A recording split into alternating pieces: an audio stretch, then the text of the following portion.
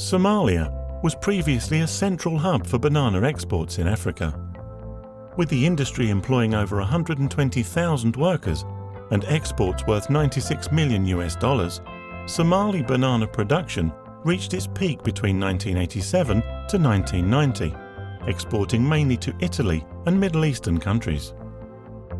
Despite a once flourishing banana industry, the onset of civil war in the 90s, combined with severe El Niño floods, brought the banana export industry to a standstill in 1997. Currently, with the help of international communities and donor agencies, there has been various attempts to revive the banana exports in Somalia, but with little success. Banana sector has yet to reach its full potential, ensuring food security, employment creation, and export earnings. Across the various activities in the banana value chain, there are a series of constraints which have driven away potential attraction for employment and investment. Some of these constraints are 1. Limited skills and capacity in production processes. 2. Lack of infrastructure and technologies. 3. Post-harvest processing and storage. 4. Limited access to finances. 5. Poor overall market conditions.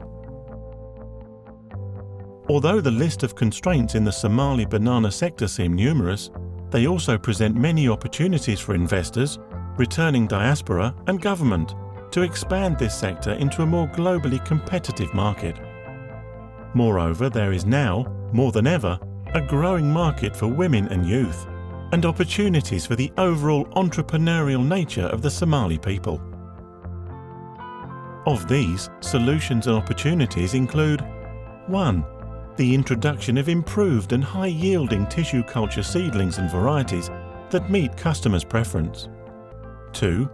The adoption of new best management practices. 3.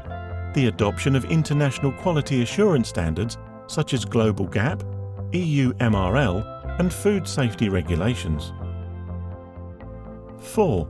Strengthening of the Banana Producers Association and linking them to the various players in the value chain. 5.